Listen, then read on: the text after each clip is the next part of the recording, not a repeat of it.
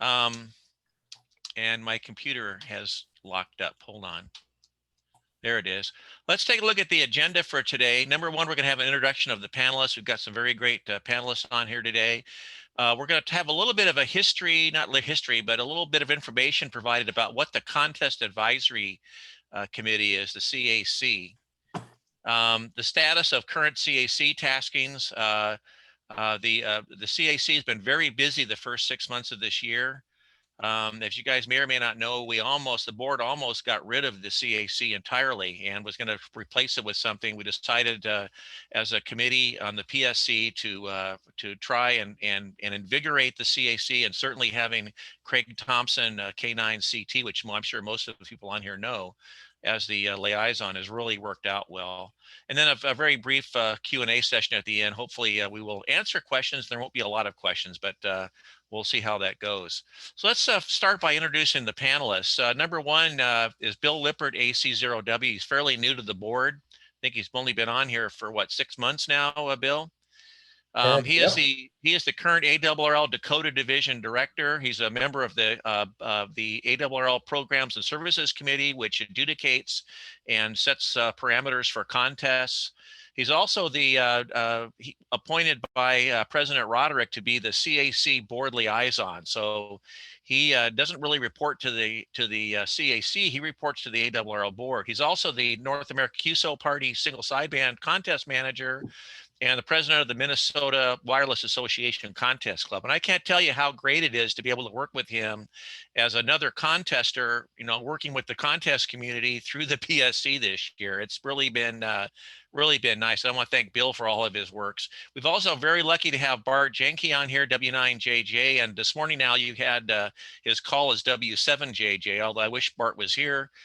He is got a 9-land call sign, and he is the ARRL Radiosport and also the Regulatory Information Manager. I left the information, I think, off your title there, Bart, but welcome to you here today. I'm certainly glad to have you.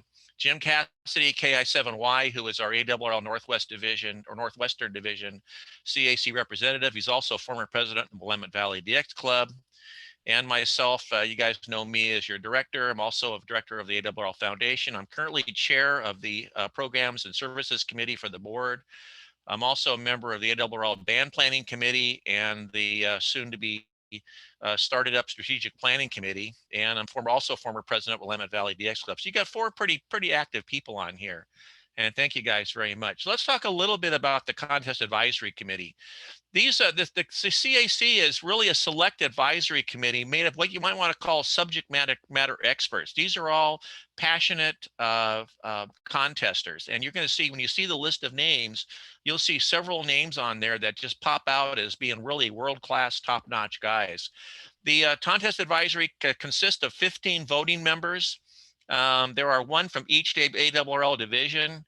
And each division, the division director appoints the representative to the CAC, and they're supposed to be rotated out every 6 years or so, and that really hasn't happened. A lot of these guys have been on here for a while. Some of them are fairly new, but technically they're supposed to be rotated around. So we try to get some fresh ideas on the CAC. And it also contains a representative from the Radio Amateurs of Canada, because there are sections that the ARRL uses in contests. We've also got a representative from the Radio Amateurs of Canada. And the CAC works with, but not for, the ARRL's Program and Services Committee that I chair, as I mentioned. And so really, it's been a very good relationship this year, I think, more than it's been in many previous years. And by the way, there was a lot of confusion as to what the charter of the CAC is. And they essentially can receive direction not only from the PSC, from ARRL staff, they also have the ability, which they didn't know they had, to act autonomously, which means they can go out to the membership, come up with ideas for contests, ideas for change contests, and bring those to the PSC, which then once it gets approved by the PSC, then goes to the ARRL staff, Bart's group at headquarters. So that was something that really nobody knew about till I guess I read the rules, and hey, you know what, you guys can really do what you want and help improve contesting. Here's a list of the contest advisory committees by division. As I mentioned, If you take a look here, you'll see Craig Thompson, K9CT, probably one of the big super contesters in the U.S., up there in the same league with W3LPL and Tim Duffy, K3LR. Stan Stockton, K5GO, is very familiar to everybody. Jim Brown, K9YC, is a very recent addition on the Pacific Division. He just took over that position. James K. George, N3 Baker, right? The contact sport author. That's a book. And of course, we have our own board liaison, Bill Lippert, AC0W. The official staff liaison is Paul Baroque, N1SFE, but really we interface a lot with Bart. And Bart, thank you very much for what you do in the interfacing with the CAC. And they've also got an administrative liaison who is Sharon Taratula, that interfaces, I guess, and keeps track of what they're doing and reports to the league. So the CAC this year, because a lot of the contester, or a lot of the guys that are on the CAC are primarily HF contesters, and a lot of questions came up related to VHF and UHF contests. And the CAC went out on their own volition and set up their own what they call VHF Plus subcommittee. And here's the members on it. And these are guys that primarily are can be considered to be subject matter experts in the VHF, UHF, microwave, and on contest. So it's really nice to have the ability now for the CAC to really have some thoughtful input to them on the contest. A lot of us here, whose life ends at 30 megacycles, like mine does, not megahertz but megacycles. That they can bring another perspective. So let's take a look at some recent CAC taskings. These are ones that are already closed. There was a recent one. These are all what are called tasking numbers, and they initiated in 2020. And this was the first one that we did. My predecessor on the PSC chair is the one that came up with this numbering sequence, and it's really nice to be able to keep track of these things. There was an apportionment, and Bart, if you have some comments on these, you can elaborate a little bit more. But 2020-1 apportionment of multi-operator contest scores. This is one that was approved and has been incorporated. Yes, that's correct. So the object or objective of this is, in particular, the ARRL DX contest is where we have domestic stations operating from a foreign location, and that's the expected distribution, but the domestic stations operating from DX location where they might represent multiple clubs can have a portion of their DX score in the ARRL DX contest attributed to their local radio club rather than the entire score for the group attributed to one radio club. Okay, thank you. 2020-2, new single band categories. If you look at the rules for the 2022 ARRL contest, you're going to see a lot of new single band categories on there. Again, Bart, got more comments? Well, we're taking for example, the ARRL DX contest from 6 bands. Again, it had been unlimited power and no assistance, to having 3 power categories, separation then as well as assisted and unassisted. In the end, we went from 6 to 36 categories. Wow. That's great. And it'll be, basically there's something for everybody now, as there is in a lot of the CQ contests. 2020-4, some changes to the multi-single, the number of band changes per hour allowed for multi-single operations in the ARRL DX contest. I think it went from 8 to 10. Yes, or 6 to 10, depending on what typographical error might show up, depending on which event you were looking at. But yes, it's up to 10 now. Okay, so these are all things that are already in the rules. They were approved last year and they're kind of closed out. But I wanted to give you guys a history. We haven't talked about this in quite a while. And if you go look at the rules, you may find some changes from what they were when you looked at them last year. Now let's talk about the current taskings. We're going to go through these one at a time, so I'm just going to go through and read through them. But 2020-5 is regulating social media during contesting. We're going to talk about that in detail. 2020-6, clarifying sweepstakes operating time. A new rule to handle multi-operator remote stations. That's a very controversial topic, as we're going to find out. Changing the sweepstakes start time. there was some question of whether or not we needed to change the start time for sweepstakes. A new clarification of the time off rule for RIDI Roundup, for the ARRL RIDI Roundup contest in January. One that was really interesting is the new 100-watt power limit for anybody operating in low power categories. We're going to talk about that, and kind of a combination of what used to be 2020-3 and now 2121-3. And there was a lot of activity and a lot of questions about FT8 activity and FT4 activity and RIDI Roundup, and whether we really needed to separate those and make RIDI Roundup as a RIDI only contest, as the CQ contests are, and also, create a new digital contest for the other modes that are not RIDI. So we're going to have a little discussion about that. And then some stuff related to the VHF, UHF guys, rovers defined and VHF contests, some changes to the 10 gigahertz contest.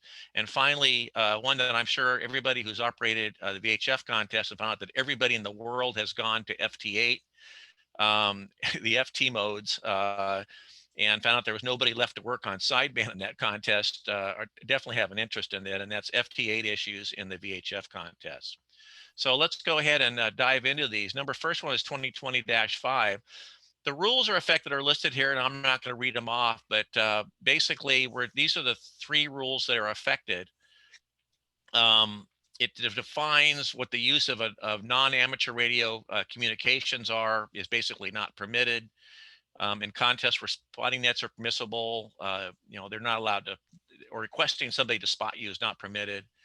And multi-operator and single operator assisted may use spotting nets. And the recommendation was to define an unlimited class in general rules as follows. And Bill, maybe you can talk a little bit more about this. Yeah, like you said, they defined a limited class. It's they want to encourage activity, and you get into discussions. Well, should we limit it to this and that? And you get into challenges. How far do you regulate? How far do you prevent people from doing stuff? So they felt it was best to define anybody doing social media, put you in the unlimited or assisted class, and you kind of get away from some of the challenges then of regulating that. And the idea is, let's focus on the fun and making contacts. Yeah, do you have any comments here, Bart? The concerns that have been in the rules for some years was that some of these tools, and social media was certainly a tool, might provide an advantage to the social media participants as compared to the people who didn't do it. And as some have seen in YouTube videos and elsewhere, the discussion is, okay, does it turn out on the social media video that the frequency of operation is actually spotted, so that one person can pose the question, where is this station? And somebody else can answer, here's the frequency of the station you're viewing. Another one, of course, is that sometimes contacts aren't particularly strong in signal strength. And is it possible that the social media channel will actually provide enough radio information to allow the participants to actually confirm their QSOs via the social media link, as compared to listening to the QRM, the QRN, or simply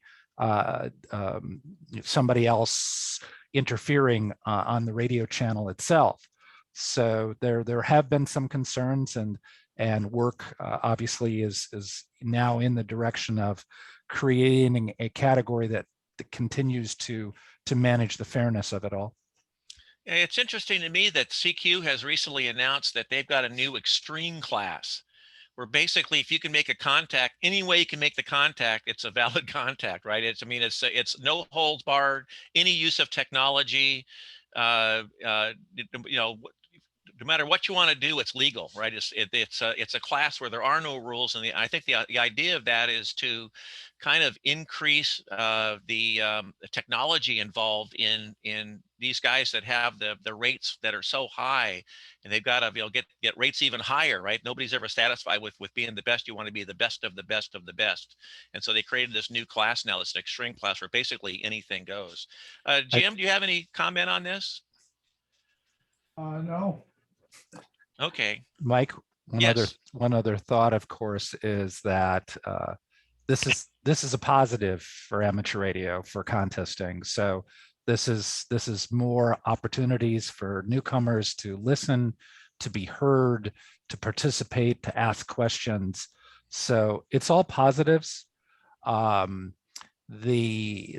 Some would say that there's an advantage to those who even in an unlimited category use this technique or tool.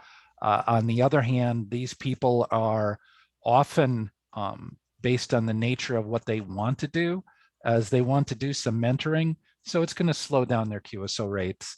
And they're okay with that because they realize that this is about sharing the excitement of the contesting experience with people that they may not be able to reach out to otherwise.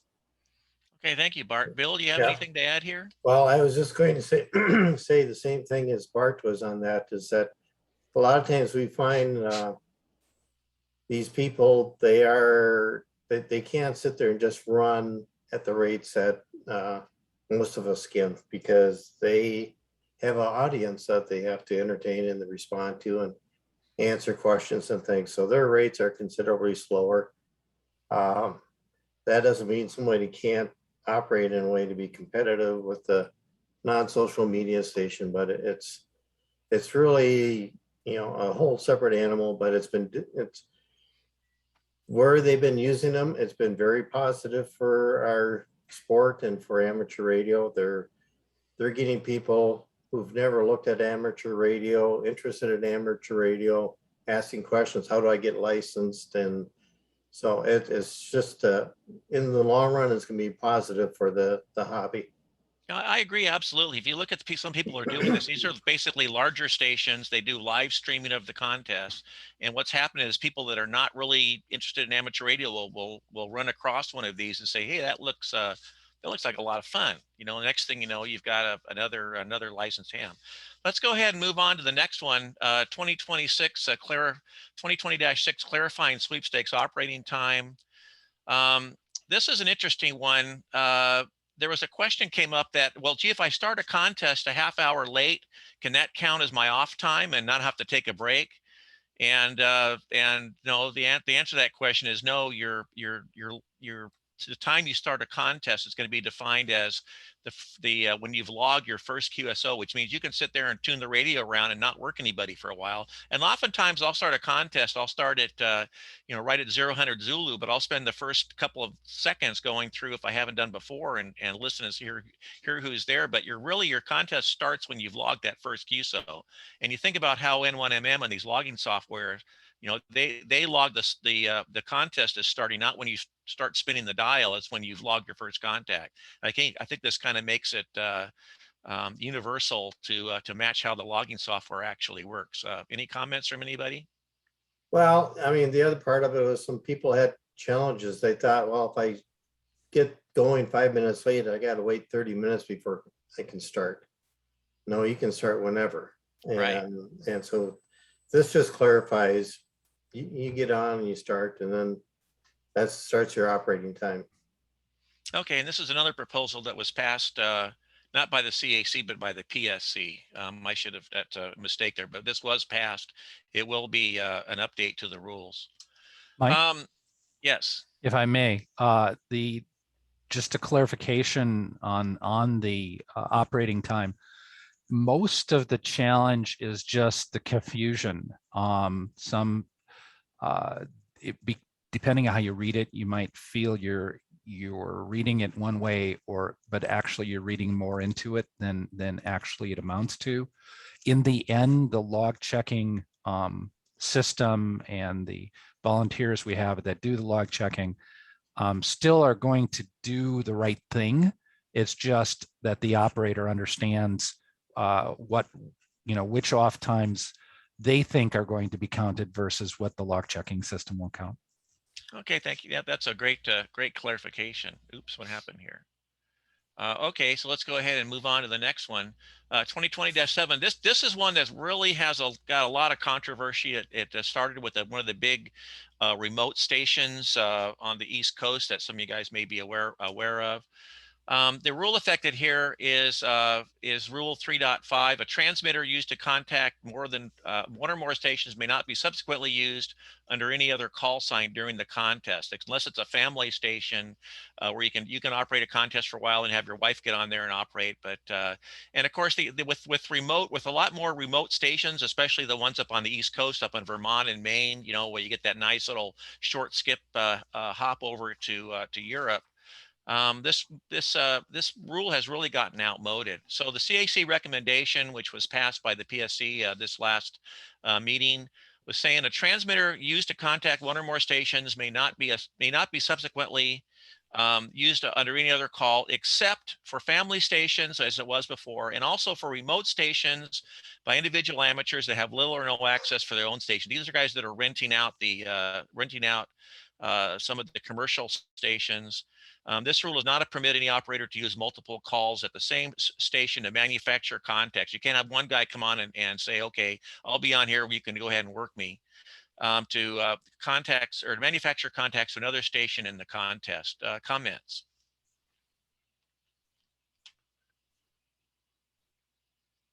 Don't all come up here at once. Bill, you're muted. Yeah, I see that. Yeah, it's pretty much as it said there. There is,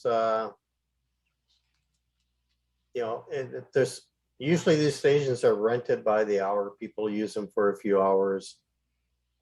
They don't rent them for the whole weekend, and it got into a situation. Well, it's been rented once. Now it can't be rented the rest of the weekend. That kind of limits access to some resources by other people. So this gives us an opportunity to get more people on the air, make more contacts, and that's what they're looking at it from is to allow more use of these resources. Yeah, you think about it. Every time you have somebody on the multiple stations using one of these big super stations, that's 3 or 4 guys that you could work that would not normally be on in the contest, right? There guys that live in apartments that have to rent a station in order to be on the air, which of course is becoming more and more prevalent as this homeowners associations clamp down on what amateurs can do. And these remote stations are really the way it's going to be in the future, I think, going forward. And it gives a lot more opportunities for these hams to get on the air, and it does. It also makes for the rest of us that do live in an area where we are labeled to have antennas, it gives us more people to work. And anytime you can get more people on the air, that's always better for amateur radio. That's always better for radio sport.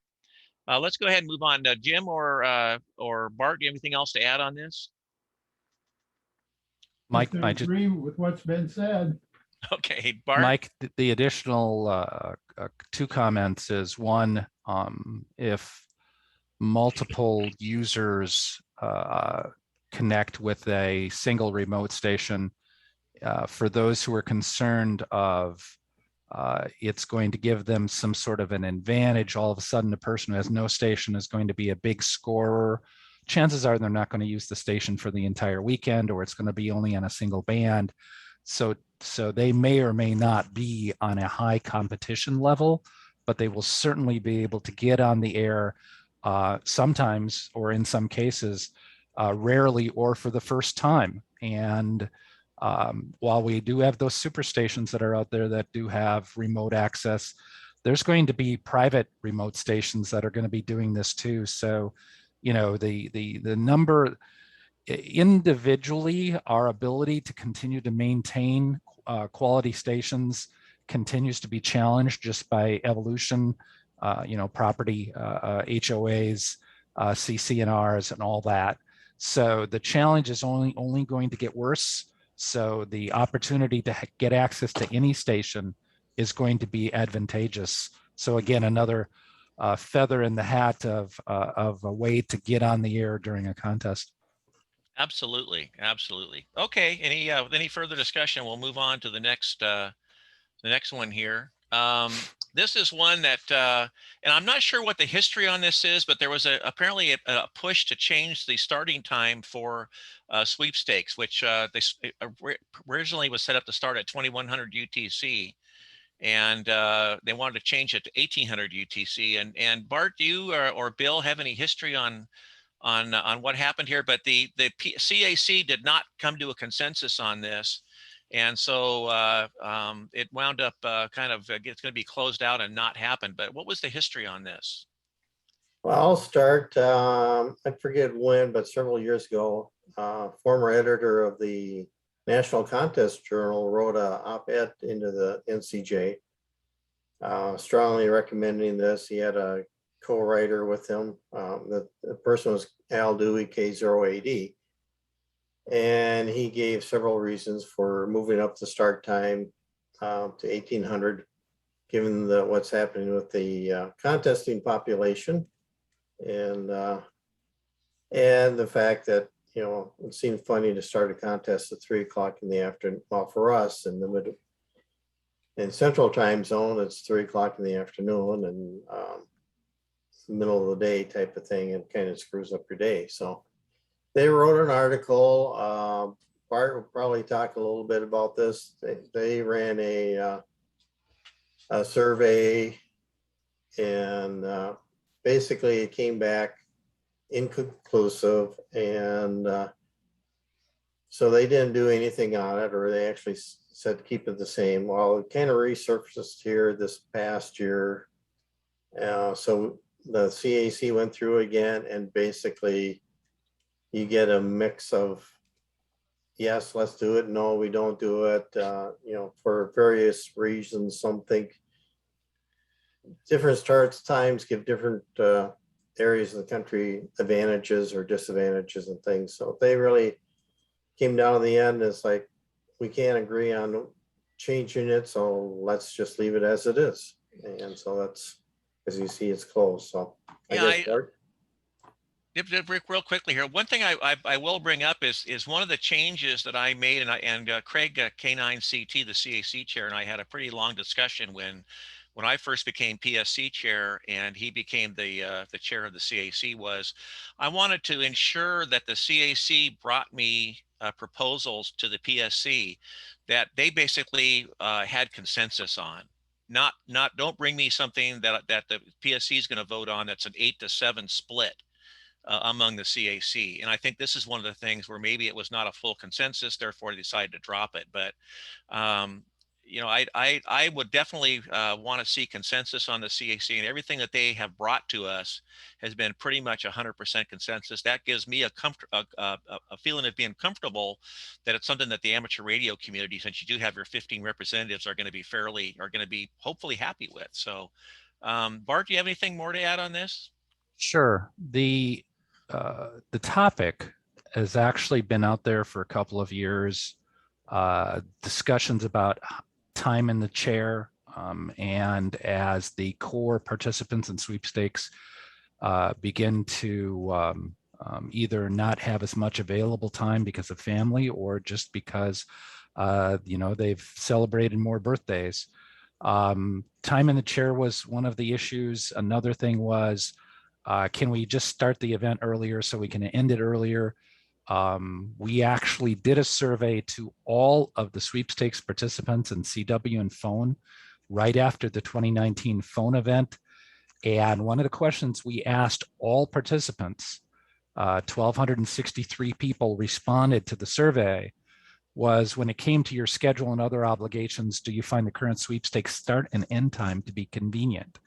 And the result of the survey was 1,060 said it is convenient, 203 said they'd like to see change. And then, of course, as you drill it down some more, we said, okay, how would you, essentially, if you were going to adjust the schedule, in what way would you find it convenient as far as starting earlier? And of the 1,200 again, 559 said, hey, it's not any more or any less convenient to us. So again, it was just indecisive. And same thing with the end of the contest. Again, neither less or more convenient. So the surveys of the actual participants suggested no consensus, and therefore, there wouldn't be any particular reason for a change for the sake of change. This obviously has gone back to the CAC, I think twice now. And again, we're not trying to force the CAC to come up with a different decision. It's just their responses are in comparison to what all of the surveyed participants came up with, which is it's not something we're overly motivated on. Okay, thank you. Jim, do you have anything to add here on your part of the CAC? The only thing I can remember in our discussion that it wasn't really a consensus to say no, but pretty close to that. There was a very, I don't even remember, but a couple of the guys that maybe didn't care. I was in kind of that group, but a lot of them were pretty strong. And I think one of, I don't know, was Bill maybe mentioned that there was this going back and forth. In fact, Bill was probably in that meeting, back and forth of, well, if you do this, it'll help that coast. If you do that, it'll help the other coast. So it's kind of felt to leave it alone. I could add too that through the years I've been in the CAC, usually there's not any real big push to change anything unless it really needs changing, like a real critical issue that must be done, something done. Otherwise, don't mess with it. Great, thank you. Okay, let's go ahead and move on to the next one here, the time off rule for RITI Roundup. And this really was kind of the same thing to ensure the time off rule matches the sweepstakes rule, that basically you can't start a contest late and call that off time. Comments from anybody? And this one was also passed by the PSC at our July meeting right before the board meeting. Bill, any comment, or Bart or Jim? Nothing to add on this one. Okay. This is the one that, of course, I got a nice Alpha 77 SX down there in the corner, but which some people might consider to be low power. The 100-watt low power limit as a category for ARRL contest, which you guys currently may or may not be aware of, is currently 150 watts. And we're going to look at reducing that down to 100. And by the way, we kind of dipped our toe in the water late last year by approving the ARRL DX and the IARU, which were the large, basically the premier contest for the ARRL DX contest. And I had that done. I ran that through the PSC primarily because I went and looked at the rules for every single major DX contest in the world. And what I found out was exactly what the CAC did.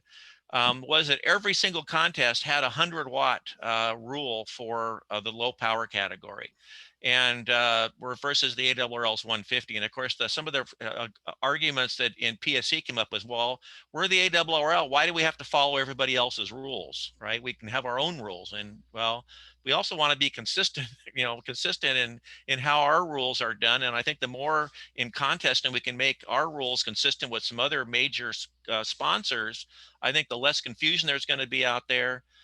So we had already approved this for the two major contests, the three major contests, ARRL, DX, CW, and phone. And then the CAC said, well, wait a second. No, that's not what we wanted. What we really wanted is an across-the-board change for all HF contests. And they were very serious about this, to the point where they sent a message out to all the directors saying, hey, or for the CAC guys saying, hey, contact your director, kind of like when we got into the WinLink thing with some of the ARRL stuff with WinLink, right? And, convince these guys that we need to make our rules up 100 watts. So it had very heavy support, unanimous decision. I don't know why the PSC always fought back on it, but they seem to in the past. And we finally passed this in July 2021, and effective for 2022 contests. All HF contests. Now, this does not include any of the VHF, UHF contests. This is all the contests that go up through 30 megahertz. Will be 100 watts for low power. Comments from the group? Well, You talk about up through the 30 megahertz. After this, I did talk to the John W0ZQ a little bit about that, just to make sure. And the power rules for the VHF, UHF contests, you'll find that the power levels vary by band and such, and they work very well. Part of it is the availability of the equipment. And I mean, this is part a little bit of our rule here too, is what's available in the equipment. And so they basically said, don't touch those bands. You can just visit with the HF, bands on the power. And I think part of that also was the fact that, especially when you get in the VHF and UHF, you buy a brick as an amplifier and you're stuck with whatever that brick puts out. Right. You can't control it really. So that was, I think, part of it as well. Yeah. So so that's why we're just on the HF. We aren't touching the VHF. Whatever is in the rules for those will stay. But I know I've heard from outside of the CAC of a lot of people that there's a lot of support for this, because a lot of people only have 100-watt radios, and there's a relatively few radios that can do more than 100 watts. And yeah, one of the things that the CAC did is they went and talked to Tim Duffy at DX Engineering, and they said, well, what's your percentage of radios you sell that are capable of putting out 200 or more than, basically it's either 200 watts or 100 watts. And the answer from him was, 99.9% are 100-watt radios. That's what all the manufacturers are putting out. There's a few that are more than that, but they've got RF power, control knobs on them. You turn them down to 100 watts and you're okay. And by the way, the 150-watt rule was primarily to handle the tube rigs that maybe used a pair of 6146s that could put out 120, 130 watts. Hardly anybody is using those in contest anymore. I think we kind of hung on to it for a long time because there may have been a few out there, but I think there are very, extremely small number of people now that are still using, Drake C lines and FT101Bs to operate any kind of a serious effort in a contest. In fact, I doubt if there are any at all. Bart, do you have anything to add on this?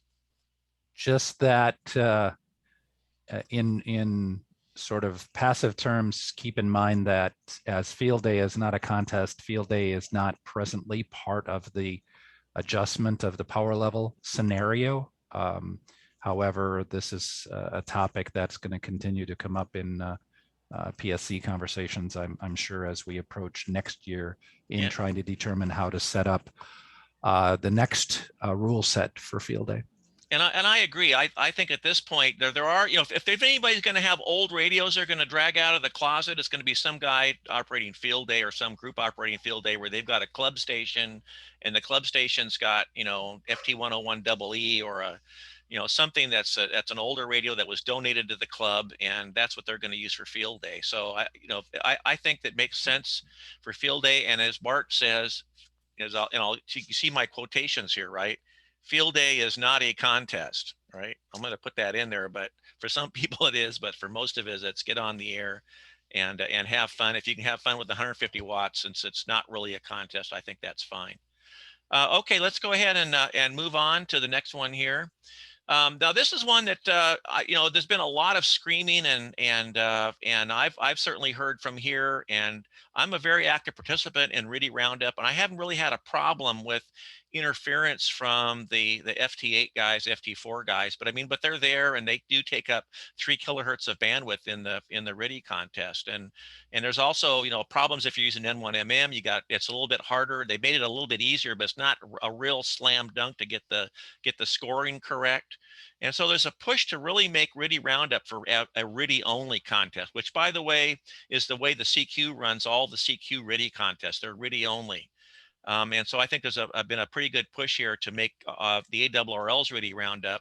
And of course, the argument that I always got in the PSC in previous years was, well, we're the ARRL. It's always been this way. We've always had all the other digital modes in here, but that was before we had FT4, and of course, the one that everybody's on now is FT8. And as I mentioned, there were a lot of complaints on the contest and reflector about all these strange signals in the RIDI contest. And there's a really worry about the FTX, whatever Joe Taylor is going to come up with next, dominating the event. And pretty soon there'll be nobody on RTTY, everybody will be on FT whatever, right? Whether it's FT4 or whatever replaces FT4. The CAC and the ARRL staff are working together on a new digital mode contest. I don't know if Bart's got an official name for this. And simultaneous with this will be a rule rewrite to make RTTY a RTTY only contest, as all that I mentioned, all the CQ RTTY contests are. And so this is really in process and stand by for further activity on this. Bart, do you want to talk a little bit more about maybe the new digital contest that's being worked on? Sure. Well, again, we've have the evolution of the not only WSJT and FT modes, but other digital modes that continue to be developed and sort of are in the works. We hear about them. People like to try them. I guess the place to begin is that if RTTY Roundup becomes a pure RTTY event, we need to have an outlet for those participants who did use the many other digital modes that RTTY Roundup was permitted to use. So first and foremost would be we develop a new digital contest, come up with a name probably at the end of all of the deliberations, include, at least in my view, include a place for people who were displaced. So anybody who was not a RTTY, was not a RTTY user in the RTTY Roundup, but used some other digital mode, that they understand that the new event is the new home for the mode that they like. And then, of course, the new event we need to shape to conform to not only the different digital modes and how they'll be scored and what we'll use for multipliers and fun things like that, but also to figure out when to hold the event, how long it should run. It's going to probably, I think the intent is certainly for this to be an international event. So, you need to begin it at a time and end it at a time that benefits a world participation and not just domestic. So there are still several factors to be considered. Time of year, scope of frequencies to be used, type of multipliers, the scoring system. These are exciting things. They really are. And certainly those who feel strongly about this, again, as always, I'm encouraged to give feedback to their CAC reps, and work will continue between the CAC and staff on coming up with what will serve as the new digital contest outlet, so that once that's determined, and again, maybe my calendar is different from some of the committee calendars, but in my view, we need to establish what the new outlet will be and what the new digital contest will be before we enact the changes to the RTTY Roundup. Yeah, I was going to mention that nothing will happen. These are going to be worked simultaneously. So nothing's going to happen in the upcoming RTTY Roundup. It's going to be, I think, pretty much the same still. That's only a few months away. And what we're looking at is basically probably 2023 or 2023 as when this could really be implemented. So we've got a while to work on it. We've got a while to get it right. If you've got some ideas for maybe what we could do in this new contest, as Bart said, please get in contact with your CAC rep. So get ready, Jim. That's all I can say. Bill, do you have anything to add? I think Bart did a lot of the things as to where they're working on. They got a lot of details worked out, but he's got the key areas that they're focusing on, that they hope to have something here finalized in probably 6 weeks, a month to 6 weeks. We'll see if they're successful in that, so that the PSC can review it at our September meeting. But definitely, you're right. The changes of RTTY Roundup, that was actually tabled at the PSC meeting, so no action will be taken on those until this gets done. Bart didn't mention one possibility. since you're talking to a group of people and this is some feedback they can give to their CAC representatives throughout the concept of adding 6 meters into one of these contests like this.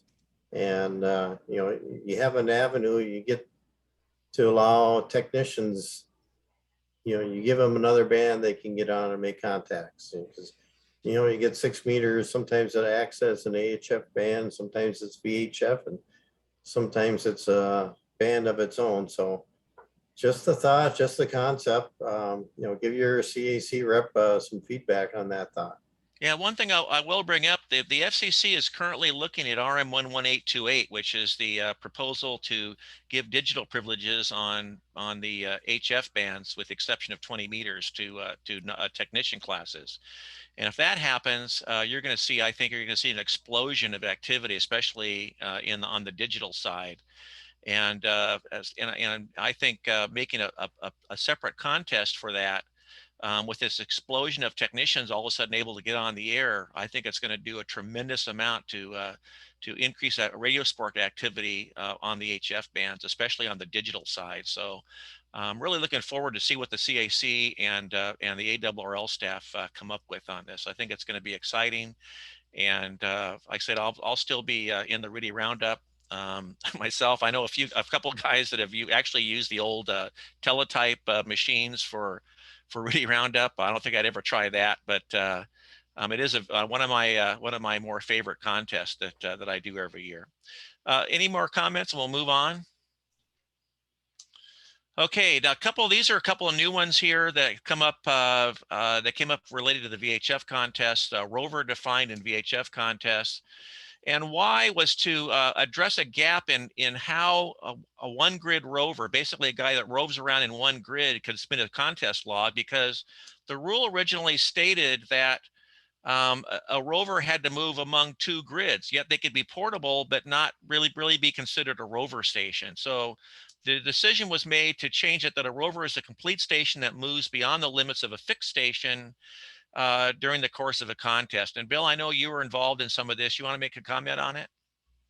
Well, this isn't kind of one of those rules that develop as technology changes and the equipment gets smaller and people can do different things. They were seeing, you know, people use a bicycle as a rover station. You know, they go out and operate off the bicycle, drive around the grid square to different parks and things and operate, and other options like that, where, you know, years ago, the equipment was large enough and needed enough power, you couldn't do that.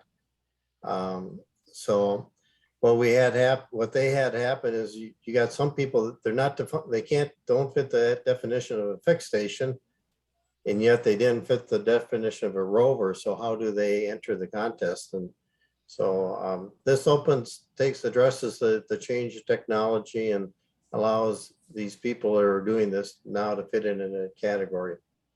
So if you want to be a pedestrian mobile or a canoe mobile or whatever, you can still be able to enter the contest. Bart, do you have anything further on this? Sure. Yes. The new category, the redefinition of the category benefits the event, because there still are newcomers joining the event who don't clearly understand the concept of mobile versus portable versus fixed station. And so somebody could drive to the top of a hill. Maybe they can't get, you know, maybe this is a hill that's got 2 different vantage points on opposite sides, and they make a bunch of contacts, and then they go to the other side of the hill, and you know, maybe it's later in the event, and they're contacting the same station over again, and they can't figure out why everybody's calling them a dupe when they think they're a rover. And so, to be clear, it gives a place for mobile and portable people who didn't really appreciate the definition of rover to actually participate as a rover. The term rover, aside from identifying the type of station, it is a keyword in the log checking process. because only rovers can operate from multiple grid squares without a penalty. Let me rephrase that, without having the scenario of duplicates occur. In this case, a rover, as we have here, moves among 2 or more grid squares. That's the current definition, and it has been since the early 80s. What I think is going to happen when the dust settles is we're simply going to remove the among 2 or more grid squares text. So a rover station is simply a station that moves.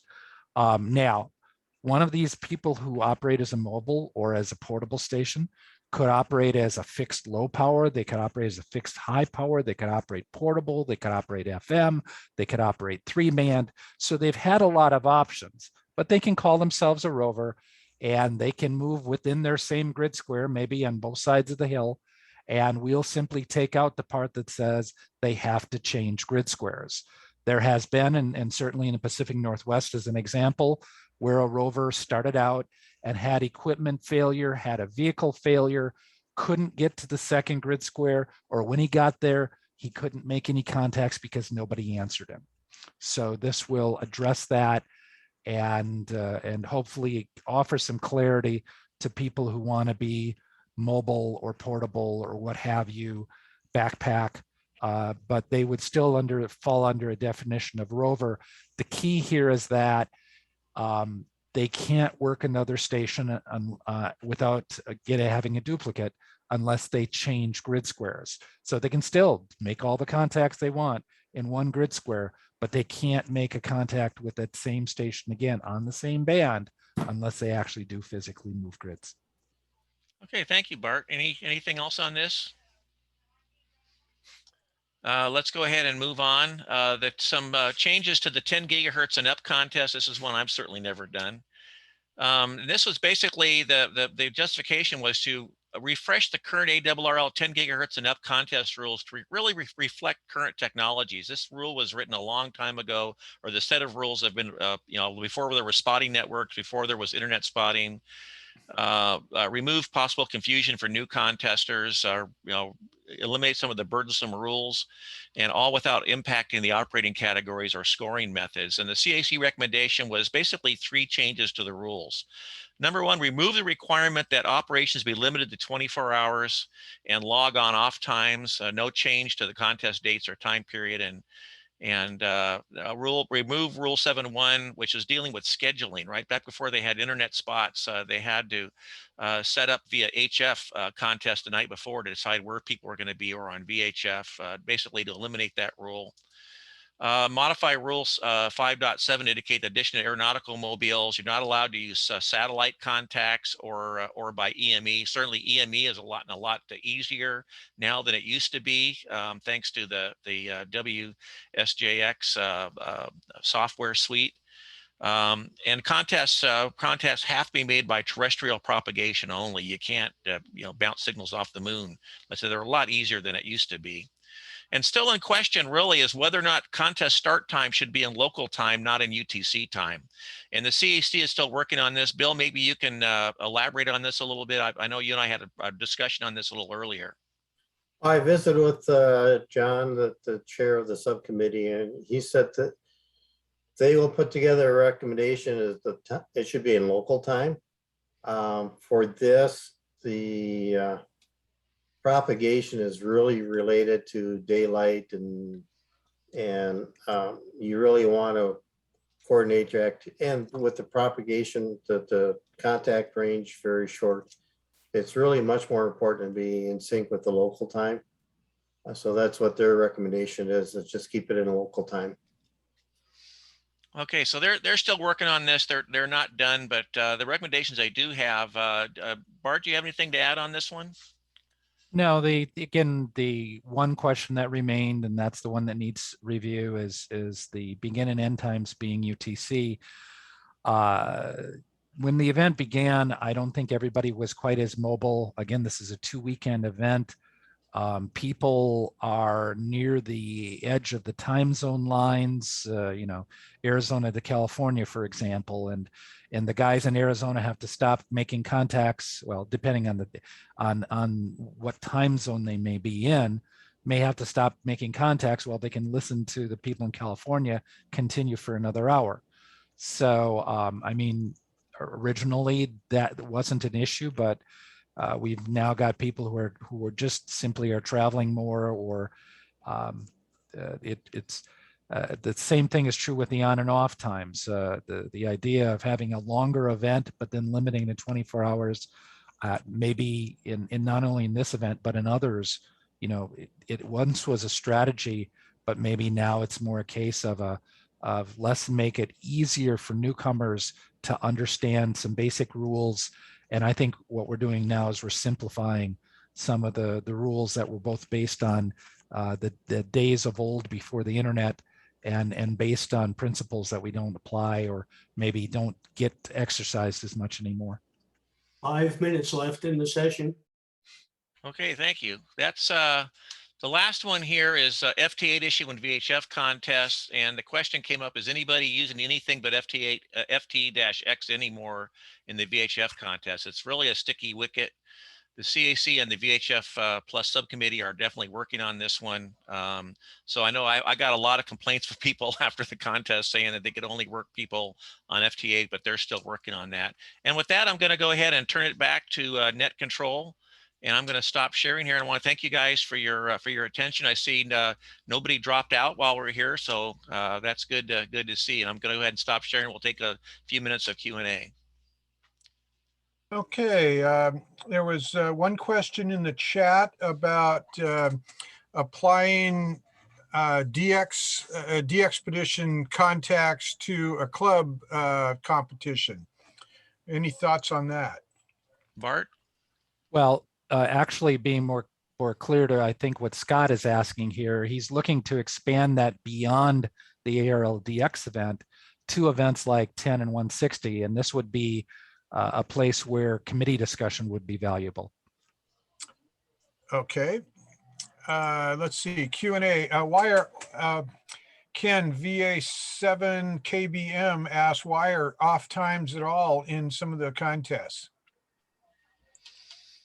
Well, I could say that a lot of that is strategy, is determining when to take the off times. I know that's what I've heard in the PSC meetings, that part of that is to make the off times part of the strategy, knowing when to take the off times as part of your contest strategy. Bill or Bart, do you have any more on that, or from your perspective? That has a lot to do with it, is the strategy and giving you another level of complexity for you to figure out when's the best time to work and when's the best time to take a break, and instead of just going all out at it. And you know, for some of the longer contests, it is nice to be able to say, okay, I can take a half hour off here and not impact my my score or whatever, because it's part of the required off time. I think the other component, guys, that you have also is that some events have an international component.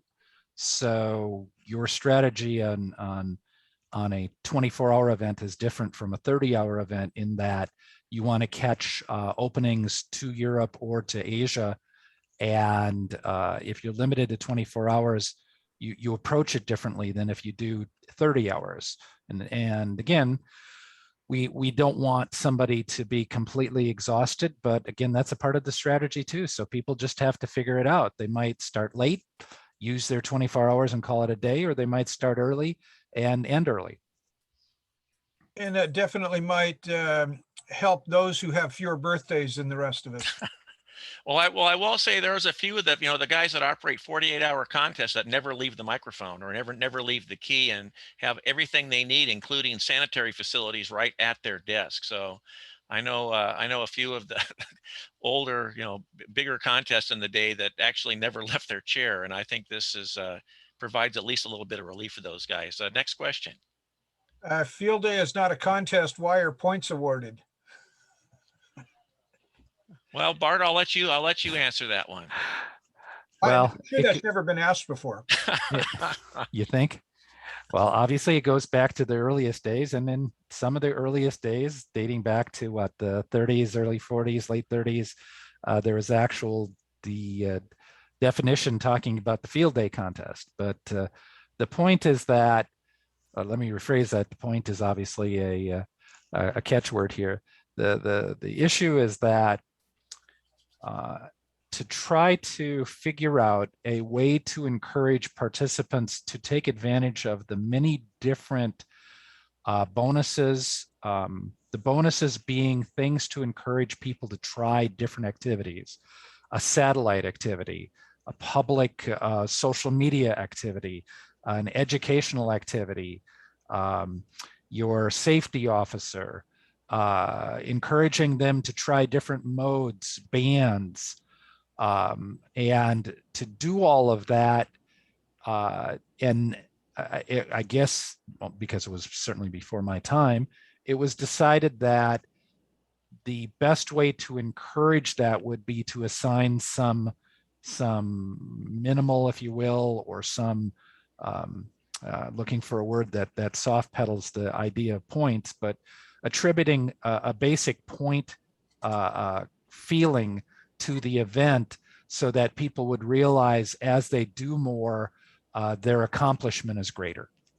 And of course, people seem to take anything, whatever it might be, even if it's a camaraderie in your local community or a camaraderie between local clubs, and they want to have a very gentlemanly competition between the two of them, but they don't know how to evaluate it without points. So no matter what we do, it's like, okay, did I gather more eggs than the other person? Okay, who's going to count the eggs? You know, if it's an Easter egg hunt. Well, another thing too is clubs can evaluate themselves year over year. So we're out of time here now, Delvin. So if you want to go ahead and turn us off, and I want to thank everybody for their attention here this afternoon, and we'll see you guys all in the next contest. Well, I do have one more question. Has there much thought about adding or modifying the sweepstakes exchange? I'm sure that's controversial. I haven't heard anything in PSC about that. I know it's very complicated, but I think that's part of what makes sweepstakes unique. I certainly on the PSC in the 3 years I've been there, there's been no discussion about that. Okay. I think it was a brief thing in CAC about it, but some of that comes down to, well, you could make it very simple, like, like the NAQP this weekend, the name of the state, but then that would be the same as every other contest, and sweepstakes is unique to itself for that.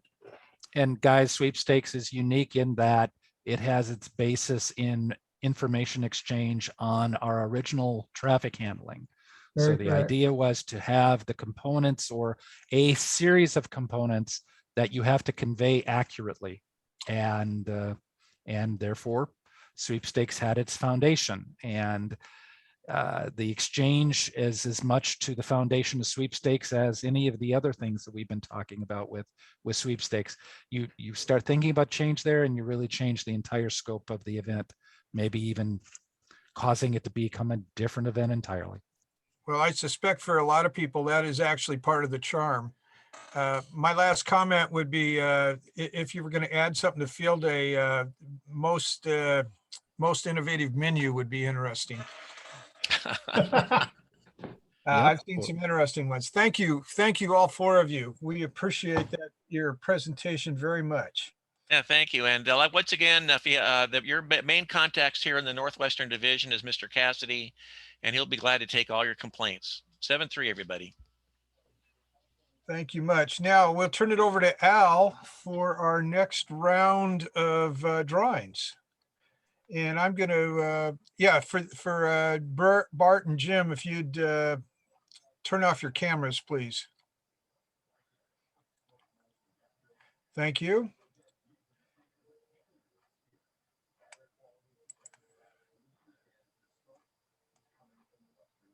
I'm getting there. So let me get my clipboard out so I'm ready. All right. Good job, guys. Thank you for joining us. This is the third and last prize session we'll have of the convention. The first prize we're giving away is a Hip Ham t-shirt. That would go really good with a lot of you, I know. And that goes to W7SLS from Battleground, Washington. Scott.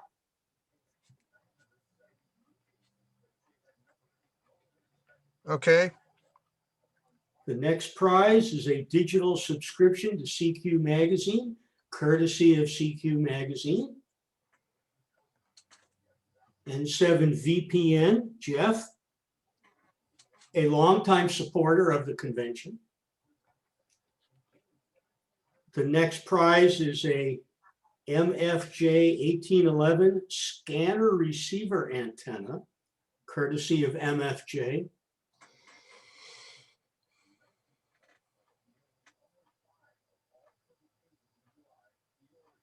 KT7G, Rick, from right here in Vancouver. There you go, Rick.